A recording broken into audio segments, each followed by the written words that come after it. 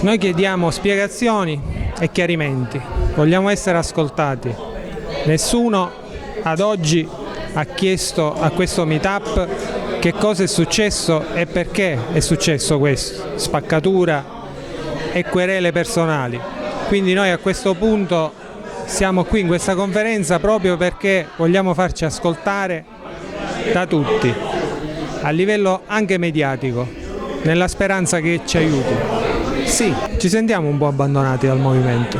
Più che dal movimento ci sentiamo abbandonati da chi sarebbe dovuto essere il nostro portavoce o i nostri portavoce, perché il loro ruolo è quello, portare la nostra voce e quindi le nostre domande a chi vogliamo e in qualunque momento.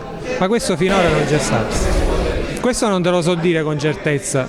Di sicuro avvicinarci sempre di più alle amministrative ha creato continue tensioni, ha creato malumori, ha creato spaccature anche interne, ormai oggi sfociate in dati ufficiali e pubblici.